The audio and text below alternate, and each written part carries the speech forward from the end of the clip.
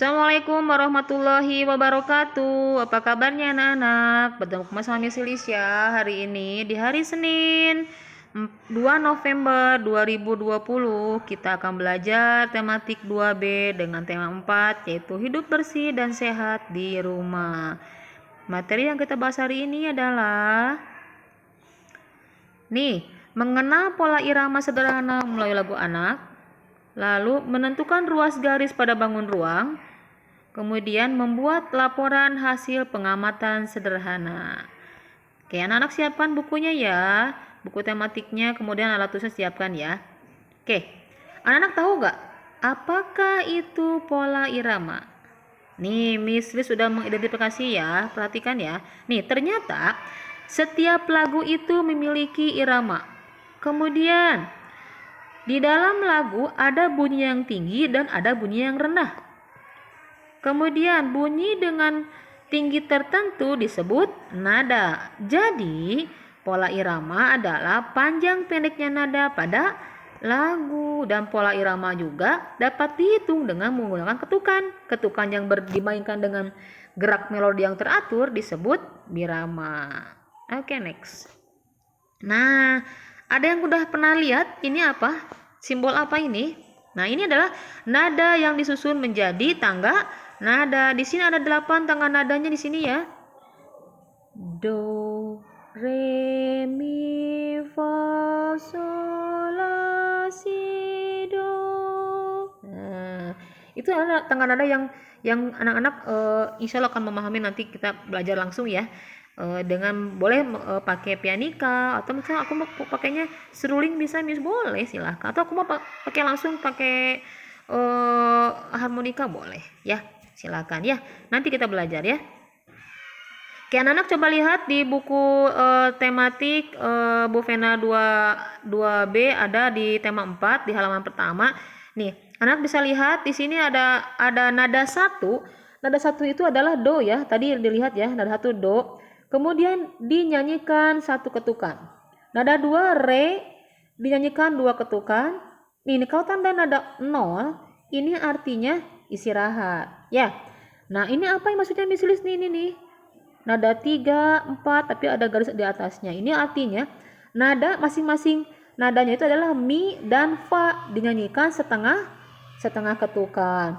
Kemudian ini nih nada 2.0, kemudian di atasnya ada tanda garis, berarti ini apa nadanya? Artinya ini adalah nada yang dinyanyikan adalah setengah ketukan. Kemudian nada 1 0, kemudian ada garis, ini artinya berarti nada 1 do dinyanyikan setengah ketukan, gitu ya. Kita lihat contoh biramanya. Ada 4 birama yang bisa dicontohin di sini adalah 2/4, artinya tiap birama terdiri dari 2 ketukan. Kemudian birama 3/4 berarti tiap birama terdiri dari 3 ketukan. Kemudian birama 4/4 artinya tiap birama terdiri dari 4 ketukan. Ada 6/8 berarti tiap birama terdiri dari 6 ketukan. Nah, untuk anak-anak untuk melihat contohnya silakan dilihat di buku Bu Vena 2B halaman 95 ya. Itu ada lagu bersih dan sehat karya Ate Mahmud dengan birama 2/4. Anak nanti kita nyanyi bareng-bareng ya di pertemuan yang akan datang ya. Oke. Next. Nah, bernyanyi itu berarti otomatis kita membutuhkan nada ruang. Ruang itu boleh ada 2 nih, ada bangun datar dan ada bangun ruang. Kita belajar di bangun datar dulu ya. Kita lihat ada yang tahu apakah bangun datar? Nih, bangun datar adalah suatu bidang datar yang dibatasi oleh garis lurus atau garis lengkung. Anak perhatikan gambar di samping ini nih. Saya misalnya ya, perhatikan nih. Ada yang bisa tahu nggak ini atap ini menyerupai apa? Nah ini. Kemudian ini juga. Nih, ada yang bisa tahu? Ini menyerupai apa? Oke, ini adalah menyerupai bentuk persegi panjang. Kemudian, ada yang tahu nggak ini menyerupai apa nih? Nih. Jendela. Ada yang tahu? Tahulah, misalnya gampang itu mah. Apa? Persegi. Ini gambar persegi ya, menyerupai persegi. Kemudian ada yang tahu nggak ini apa? Ini yang dibuat sama sudah apa ini? Menyerupai bangun datar apa? Oke, good. Bangun datar lingkaran. Ada persegi panjang, ada persegi 4, ada lingkaran. Ya, ini persegi panjang. Kemudian persegi panjang, persegi 4, kemudian ini lingkaran, ya. Kita lihat di contoh yang lainnya, ternyata masih banyak loh jenis-jenis bangun datar itu. Ada berapa? Katanya banyak nih, lihat. Ada 8. Ada lingkaran, ada persegi panjang, ada segitiga, ada bujur sangkar, atau enggak kalau tahu ini persegi 4 ya, square persegi 4. Ini jajaran genjang, ini belah ketupat jajaran genjang, kemudian trapesium, dan ini ketupat, ya. Oke, anak-anak coba lihat selanjutnya. Nih, ini kita misteri akan mencoba bahas unsur-unsurnya dulu ya. Tadi kan jenis-jenisnya, ini ada unsur-unsurnya. Ternyata unsur-unsur bangun datar itu ada 3. Apa aja? Yaitu ruas garis atau sisi. Itu ruas garis atau sisi, berarti ruas garis yang dibatasi oleh 2 tanda titik yang ujungnya berbeda. Gitu ya. Ingat, ruas garis atau sisi itu adalah garis yang dibatasi oleh 2 titik yang ujungnya berbeda. Paham ya? Oke. Lalu apa lagi? Ada sudut. Sudut itu adalah rotasi yang ruas garis dari titik sudut pangkalnya ke posisi yang lain. Ada titik sudut pangkal ya.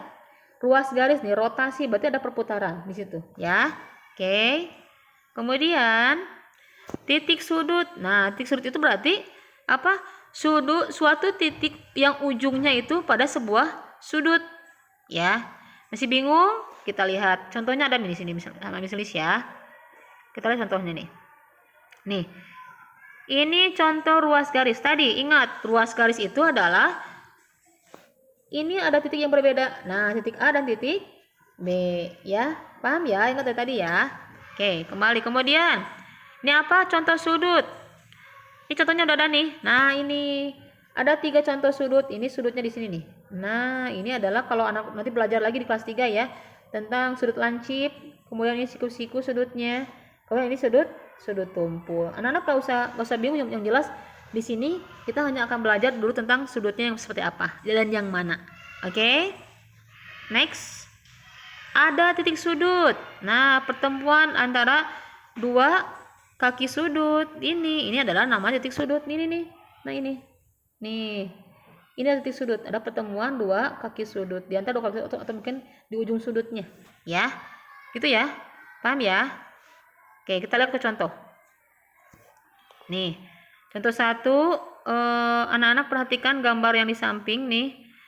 Kita hitung ruas garisnya ya. Ini ada gambar apa? Gambar pintu ya.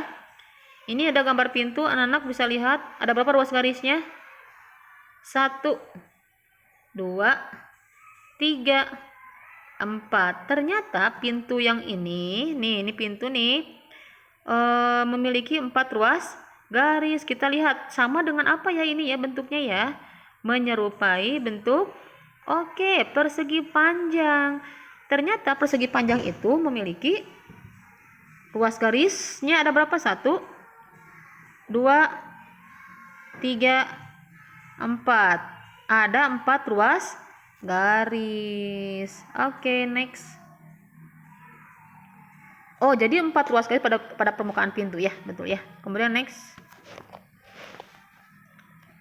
Menghitung sudut. Kita lihat. Ini benar apa nih? Ini adalah jam. Anak punya jam di rumah? Pasti punya lah ya. Banyak di rumah ya. Nih. Ini sudutnya nih. 1, 2. Ingat ya, lakukan itu sudut ya. Ini sudutnya di sini nih. Kemudian 3, 4. Berarti ada 4 titik. Ada 4 sudut ya, titik sudutnya ya. Kemudian menyerupai apa ini bangun datarnya ini? Menyerupai bangun datar persegi 4. Nih kita hitung 1. Ini yang tanda kuning berarti titik sudutnya ya, tanda sudutnya ya. 2, 3, 4. Nah, ini nih. Ini sudut ini sini nih. Ini sudut nih, ini sudut ya. Ini sudut ya. Nah, itu ya. Oke, paham ya? Jadi ada 4 sudut pada permukaan jam, gitu ya. Next, kita lihat apa lagi nih bendanya. Kita menghitung titik sudut. Ini ada meja nih. Mejanya berupa persegi 6. Ya, 1 2 3 4 6. Persegi 5, maaf. 1 2 3 4 6. 6 ya, maaf ya. 6. Kita hitung titik sudutnya ada berapa? 1 2 3 4 5 6. Dan ini menyerupai bangun datar apa? Persegi 6. Kita hitung. 1 titik sudutnya. 2 3 4 5 6. Nah, jadi ada 6 titik sudut pada permukaan meja. Bisa ya, mudah-mudahan bisa ya anak-anak ya. Kita lihat anak-anak. Tadi bagi yang belum paham yang tadi nanti kita bahas lagi di pertemuan selanjutnya ya. Tapi mudah-mudahan anak kalau belum paham diulang-ulang lagi ya materi-materinya ya. Videonya diulang lagi ya. Nah, kita lihat nih. Kalau bentuk bangun data kan banyak ya, menyerupainya banyak contohnya. Ini Miss coba lihat, perhatikan gambar anak-anak, coba mengamati gambar di samping ini nih. Coba, ada 3 kata kunci untuk mengamati sebuah benda, sebuah gambar. Apa itu? Apa yang terjadi pada gambar? Kemudian, di mana terjadinya? Kemudian, mengapa hal itu terjadi? Bisa? Ada yang bisa menjawab? Apa yang terjadi pada gambar? Ada yang bisa jawab? Nih, apa katanya? Kegiatan menyiram tanaman. Di mana terjadinya? Di halaman rumah. Mengapa hal itu terjadi? Supaya tanaman tetap subur. Nah, kita buatkan laporannya seperti apa?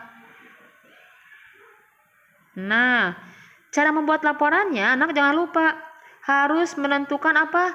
Judulnya dulu. Tulis di sini. Ini keterangan nih. Laporan hasil pengamatan. Ini judul ya. Kemudian ini temanya. Temanya tentang hidup bersih. Kemudian tokohnya siapa? Ibu dan anak. Kemudian isi pengamatannya apa? Nih. Coba ya, diulang sama Miss ya. Anak-anak tentukan tulis ini nih. Laporan hasil pengamatan. Kemudian tuliskan temanya. Kemudian isinya siapa tokohnya aja. Kemudian isinya. Apa isinya? Nih, ibu mengajak anaknya untuk menyiram tanaman yang di depan rumahnya. Supaya tanaman tetap subur, kita harus menyiramnya dengan teratur. Waktunya sehari 2 kali, boleh pagi ataupun atau siang, sore hari, gitu ya. Bisa anak-anak ya? Insya Allah bisa ya. Mudah-mudahan anak bisa memahaminya. Insya Allah hari ini Miss Lis dikebut materinya karena untuk persiapan pembelajaran selanjutnya. Insya Allah kalau belum paham nanti kita saling sharing, boleh ditanya sama wali kelasnya masing-masing. Anak-anak insya Allah belajarnya akan maksimal dengan pendampingan ya sama orang tua. Oke, alhamdulillah, terima kasih. See you next week. Thank you for watching. Assalamualaikum warahmatullahi wabarakatuh.